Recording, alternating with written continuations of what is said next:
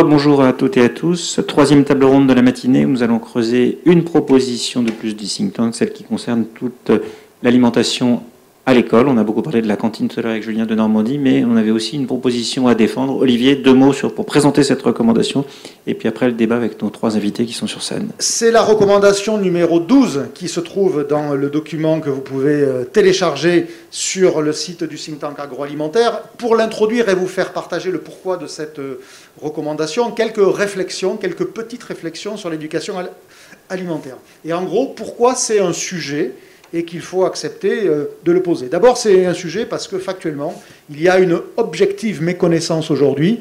Alors, reste du consommateur ou du citoyen, peu importe, mais dans les faits, il y a une objective méconnaissance. Il y a beaucoup d'a priori, beaucoup d'approximations.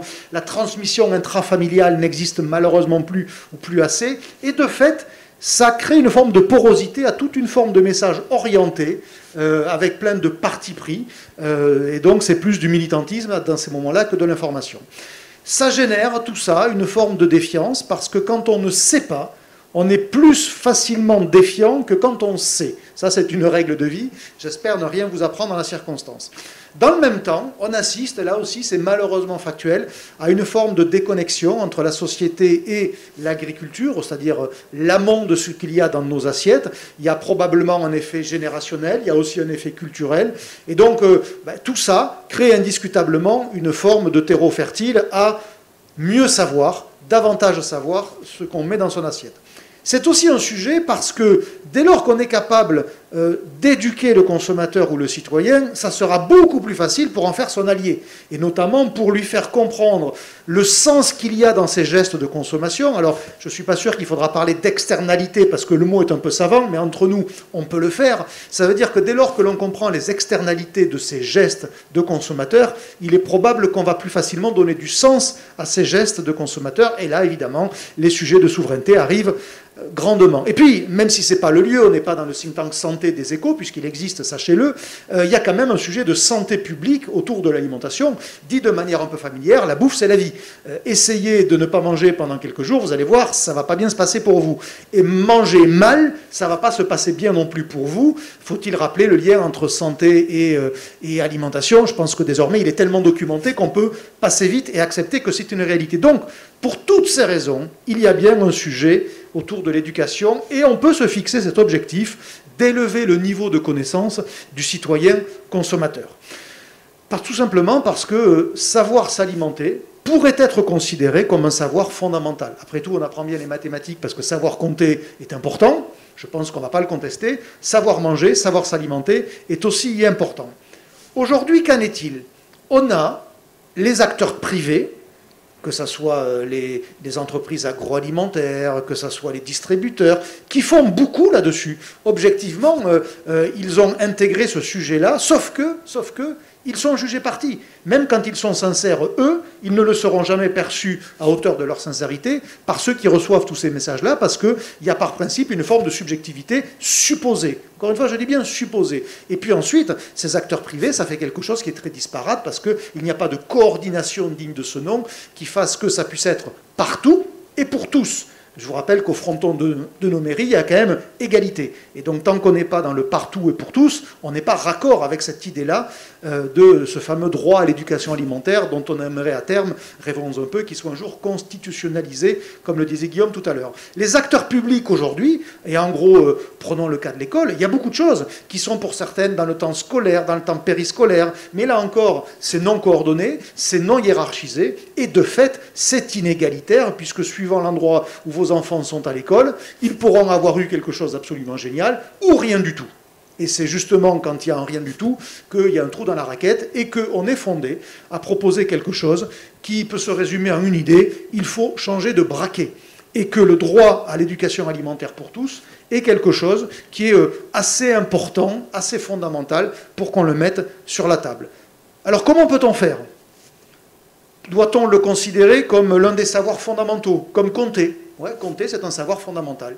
Doit-on le considérer comme un savoir obligatoire? Après tout, pour avoir le droit de conduire, on vous demande de passer un examen. Alors on dit, oui, mais c'est parce que quand vous conduisez, vous mettez autrui en péril.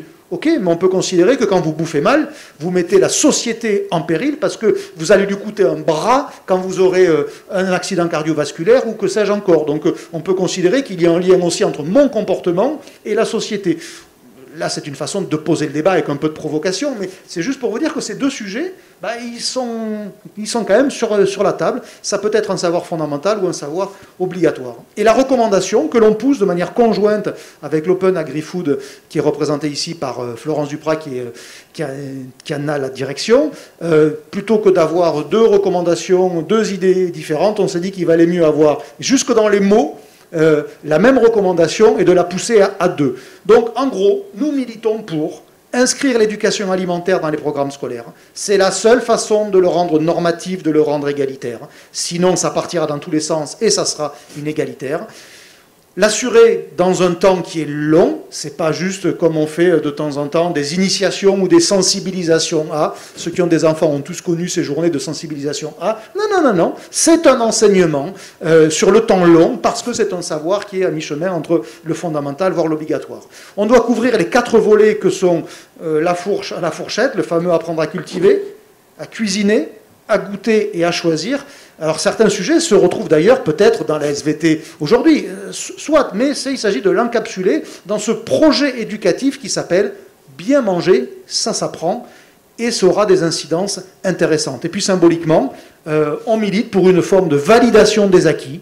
Le rêve ultime qu'on a déjà développé ici il y a déjà 2 ans, c'est de se dire, eh bien, à l'issue du cycle 4, c'est-à-dire en gros pour les non-techniciens en 3e au moment du brevet, eh bien, il y aura une validation des acquis. Est-ce que je sais manger? Est-ce que je sais m'alimenter? Est-ce que j'ai compris ce que c'est qu'une bonne alimentation?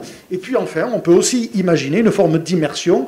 Après tout, ceux qui ont une 50aine d'années comme moi, quand on était à l'école, le stage de 3e, le fameux stage de 3e, il n'existait pas. On nous aurait dit à ce moment-là, on va faire un stage, on aurait dit, mais c'est n'importe quoi ton truc, ça ne marchera pas. Eh bien nous, on dit, eh bien on va faire ce fameux stage de 3e, on va en créer une immersion. Alors ça peut être soit dans une ferme, soit dans une usine agroalimentaire, parce que pour le coup, il n'y a pas l'ombre d'une différence en termes d'enjeu entre connaître la ferme ou l'entreprise agroalimentaire. C'est le même sujet, d'ailleurs parfois c'est le même lieu physiquement, mais donc de ritualiser cette immersion-là pour que le petit Français, quand il arrivera à l'âge de raison, je ne sais pas quel est cet âge-là, il en sache un peu plus sur l'alimentation.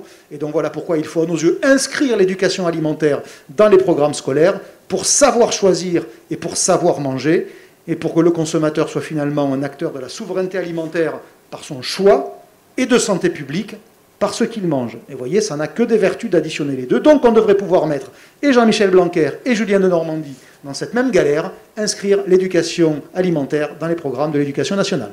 David, c'est à toi. Alors tout a été dit. Eh bien Florence, peut-être dites-nous pourquoi vous avez décidé de vous associer avec le think tank pour défendre... nous, on a décidé aussi de s'associer avec vous. Hein, oui, il faut être deux pour coucher ensemble. Hein. Mais pourquoi et quelques mots pour ajouter à ce que vient de dire Olivier, qui a déjà été très complet, c'est vrai. On a décidé de s'associer parce que tous les deux, on avait abouti au fait que l'éducation à l'alimentation est quelque chose d'indispensable. L'obésité et le diabète de type 2 coûtent chaque année à peu près 20 milliards d'euros à la France en frais de santé. On a des enfants qui sont malheureux, qui ne peuvent pas faire du sport parce qu'ils sont trop gros, qui ne savent pas choisir leurs aliments. On a vu les jeunes, pendant le premier confinement, faire la queue devant le Crous parce qu'ils n'avaient pas à manger, parce que tous les kebabs, les pizzerias dans lesquelles ils s'alimentent tous les jours étaient fermés et qu'ils ne savent pas mettre un navet, une pomme de terre et une carotte dans une casserole pour se faire une soupe. Donc, effectivement, on s'est rejoint sur cette idée qu'il devient vraiment indispensable d'apprendre à nos enfants à cuisiner. Et c'est vraiment le premier pan de cette éducation. La restauration collective ferme ses portes tous les jours à 14h, après le repas du midi, dans toutes les cantines de France. C'est un endroit où, comme on va faire de la gym au gymnase, on pourrait tout à fait aller apprendre à faire la cuisine avec les maîtresses. Ça demande de l'organisation, ça demande de former les restaurateurs de la restauration collective à apprendre aux jeunes aussi à cuisiner. Ça demande une sensibilisation des enseignants, mais rien qui ne soit infaisable et surtout en regard de l'enjeu de santé, je pense qu'on peut mettre le paquet. D'accord. Les premiers retours que vous avez eus quand vous avez défendu ce genre d'initiative? Alors, un très bon retour de M. de Normandie, effectivement, qui, lui, est très sensible au programme qu'on propose. Un retour un petit peu plus mitigé pour le moment de la part du ministère de l'Éducation nationale, qui nous a fait savoir que les programmes n'étaient pas modifiables et que c'était non négociable. Ça rime, du coup, je m'en suis souvenue. Mais on ne désespère pas, on fera beaucoup d'expérimentations dans plusieurs écoles l'année prochaine. La rectrice d'Orléans-Tours et le recteur de Paris sont très partants. Donc, faut continuer. C'est de longue haleine, je pense. Voilà. Catherine, Olivier le disait, il faut peut-être permettre des séjours à la ferme, des séjours dans les entreprises. Quelle est la vision des acteurs, membres de l'ANIA sur cette initiative? Alors déjà, cette initiative de l'éducation à l'alimentation, je pense qu'on est vraiment tous d'accord. Tous les enfants doivent avoir une éducation à l'alimentation. Et en préparant cette intervention, je me dis qu'on ne se serait pas posé cette question-là il y a 30 ans ou il y a 40 ans. Parce que depuis, il y a eu une distanciation forte entre la production et la consommation. Moi, j'ai grandi dans les années 70 à Douarnenez. On savait tous comment avait été fait le pâté ENAF, comment avaient été fait les sardines à l'huile, qu'on mangeait d'ailleurs à la cantine, d'où venait le poulet du dimanche et d'où venaient les produits. En fait, ça n'était pas un débat. Le sujet, c'était de bien manger, mais on ne se posait pas toutes ces questions. C'était avant les injonctions contradictoires dont a parlé le ministre ce matin, ou avant toute cette cacophonie nutritionnelle qu'il y a pu y avoir. Sur les propositions qui ont été faites par le think tank, évidemment, j'adhère à toutes les propositions. En particulier, je pense que c'est important d'avoir une approche globale sur l'alimentation, et Olivier l'a souligné, une approche globale qui soit fondée sur la science, ou plutôt sur les sciences. Il y a la biologie, il y a la sociologie, il y a l'histoire, il y a la géographie, et toutes ces disciplines sont importantes pour inscrire cette dimension globale dans les programmes scolaires. Le deuxième point, c'est que moi je suis aussi tout à fait d'accord sur un parcours éducatif de la fourche à la fourchette, tel que ça a été dit. Et je pense qu'on aura réussi le jour où tous les petits Français auront visité à la fois une exploitation agricole, mais aussi une entreprise de l'alimentaire. Je pense qu'on peut être ambitieux, c'est tout à fait faisable, et ça devrait être un objectif qu'on se fixe. Les réactions, et donc on contribue, nous, les industriels de l'agroalimentaire, avec l'opération « Découvrez ce que vous mangez », qu'on relance cette année en physique, et qui permet donc de faire découvrir de façon très pratique comment sont fabriqués les aliments, avec, on l'espère cette année, plus de 200 entreprises qui ouvriront leurs portes en France. Les points sur lesquels, en relisant la recommandation du think tank, sur lesquels j'aimerais réagir, parce que peut-être qu'on les a oubliés, c'est l'importance de la cantine. C'est vrai qu'on n'en a pas parlé, le ministre l'a évoqué ce matin.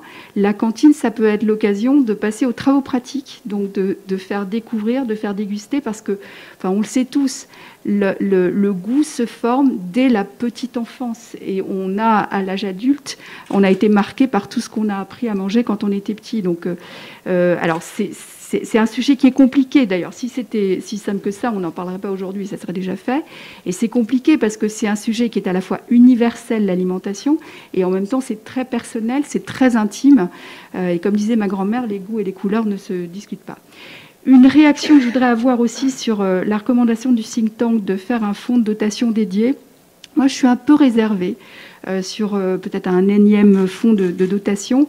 Je pense qu'il y a une initiative que je trouve absolument extraordinaire qui s'appelle Vivons en forme, qui en fait a repris de façon pratique le proverbe africain qui est « il faut tout un village pour élever un enfant », qui réunit l'ensemble des acteurs dans une ville autour de l'enfant, l'école, les associations sportives, les élus, la famille, et qui intervient autour de 3 piliers, évidemment l'alimentation, évidemment les comportements et l'activité physique. Il y a 250 villes en France qui sont aujourd'hui accompagnées, et surtout les résultats sont assez extraordinaires parce qu'il y a une diminution de la prévalence de surpoids et de l'obésité de 29% chez les enfants qui sont en grande section de maternelle et de 20% pour les enfants qui sont en CM2. Donc c'est un programme qui marche, qu'il faut absolument soutenir. Et d'ailleurs, c'est un des regrets peut-être pour l'édition l'année prochaine. Je pense que c'est quelque chose qu'il faut soutenir. Puis dernière réflexion, je pense que le sujet de l'alimentation, c'est un sujet qui est extrêmement positif, qui est de nature à rassembler, qui est de nature à porter un projet social, un projet politique, à condition d'être justement dans le rassemblement, de ne pas être dans la stigmatisation, de ne pas être dans le jugement, et d'accepter qu'il y ait aujourd'hui des modèles qui soient différents. Et je voudrais terminer sur cette note. Je pense que c'est un sujet qui en vaut la peine. Et vous redoutez pas un tout petit peu quand même que l'éducation débouche sur une forme aussi de remise en cause de tout ce qui est la nourriture transformée? On sent monter un débat autour de... Finalement, le problème, c'est la transformation, c'est les industriels qui sont souvent pointés du doigt. Est-ce que, Florence aussi pouvait réagir sur ce point, et après je passerai par David, est-ce que c'est compatible de faire éducation et industrie agroalimentaire? Absolument.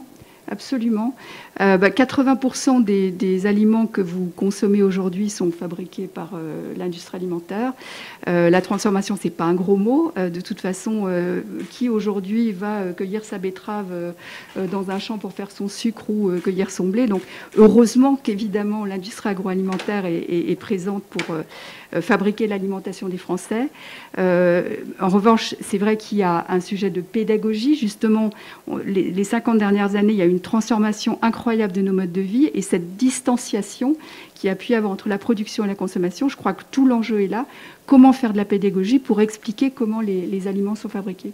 Florence, et puis après David, sur ce point, si vous avez... Je partage totalement, c'est-à-dire que toute personne qui est dans la salle mange à la fois des produits bruts et des produits transformés. La seule chose, c'est de savoir quoi manger, à quel moment, quelle quantité surtout, et de faire varier à la fois les produits transformés et les produits bruts. Donc, au contraire, ça réassurera dans l'industrie le fait d'éduquer l'enfant et le jeune adulte à l'alimentation. Ça le rendra beaucoup plus serein par rapport à la consommation de produits transformés. Que le consommateur adulte devienne adulte. David ? Non, enfin, quelques éléments de réflexion par rapport à ce qui a été évoqué. Je pense que ce qui est intéressant, c'est également l'enjeu autour de la confiance qu'on met sur l'ensemble des maillons de la filière, qui rappelle probablement un petit peu celle dont la confiance ou la défiance, dont les labos pharmaceutiques sont aujourd'hui ou depuis des années victimes.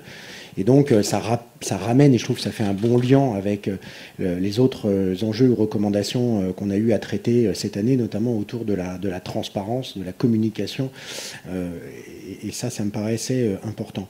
Alors après, ce sujet, en fait, quand on dit je pense qu'il est récent, moi je pense qu'il date pas d'hier. Alors à titre d'anecdote personnelle, moi j'ai fait mon service militaire il y a une 30aine d'années à peu près, en Allemagne.